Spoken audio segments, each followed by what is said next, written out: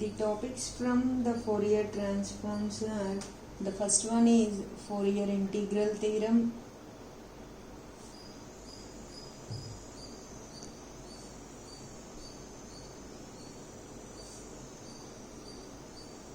The second one, Fourier sine and cosine integrals.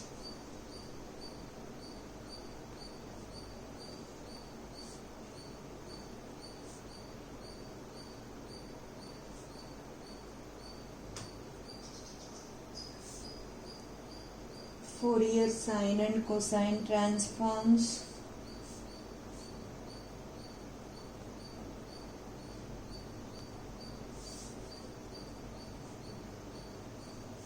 Inverse Fourier transforms.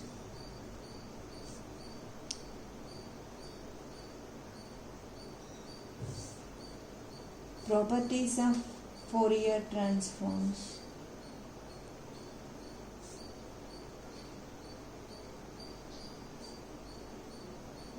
These are topics from Fourier transforms. First we see the Fourier integral theorem.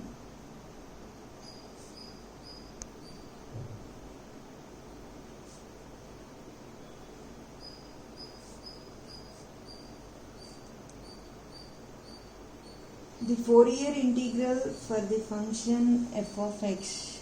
Fourier integral for the function f of x is given by f of x equal to 1 by pi integral 0 to infinity integral minus infinity to infinity f of t cos lambda of t minus x dt d lambda. This is a Fourier integral theorem. If f of x is a function, then Fourier integral for the function f of x is given by f of x equal to 1 by pi integral 0 to infinity integral minus infinity to infinity f of t cos lambda of t minus x dt d lambda. We started the Fourier transform concept. Already we studied the Laplace transform. Laplace transform application is to solve ordinary differential equations, and Fourier transform application is it is useful to solve partial differential equations. To solve ordinary DE, we apply the concept of Laplace transform, and to solve Fourier partial differential equations, we use the Fourier transform concept. Before this Fourier transform, we studied the Fourier series. Fourier series helpful to solve heat conduction problems, to evaluate integrals which we get in heat conduction problems like heat flow, heat conduction along a rod, or heat flow along over sheet of length and breadth. To solve such type of problems, Fourier series is much useful. Laplace transforms useful to solve ordinary DE, and this Fourier transforms topic useful to solve partial differential equations. Now Fourier integral theorem statement is f of x equal to this one. Now take this as equation 1. Now we observe Fourier sine and cosine integrals.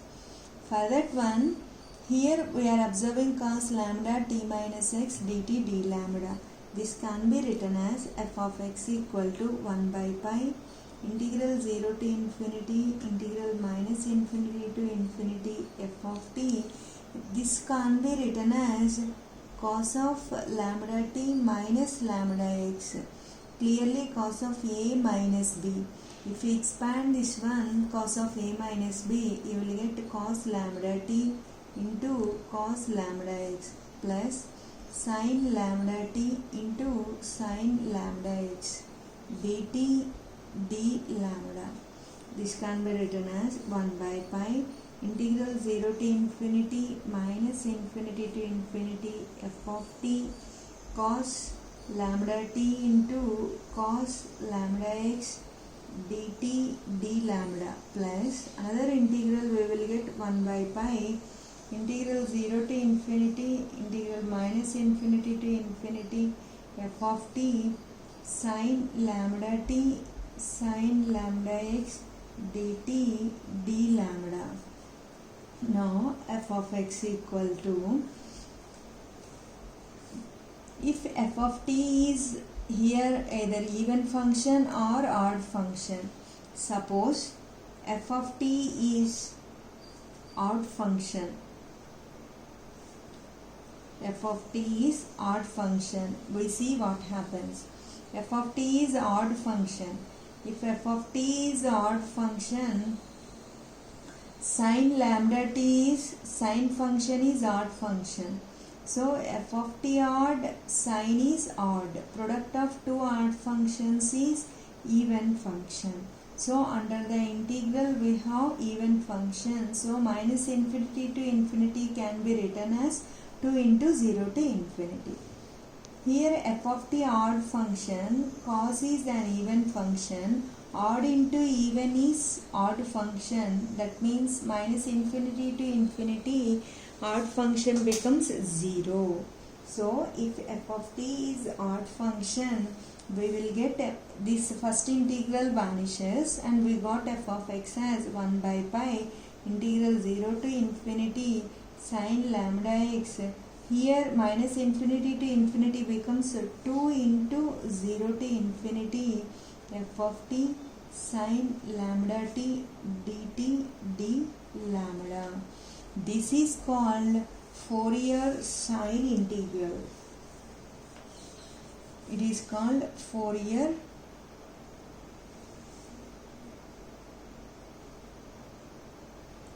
sine integral. Suppose f of t is even function. F of t is even function. Once observe what happens. F of t even, cos lambda t is also even function. Product of two even functions becomes an even, so that integral can be written as 2 into 0 to infinity. F of t even, sin odd, product of even and odd, so that this integral vanishes now. So f of t is even, you will get f of x equal to 2 by pi integral 0 to infinity, here cos lambda x 0 to infinity f of t cos lambda t dt d lambda. Call it as third equation, and this is called Fourier cosine integral.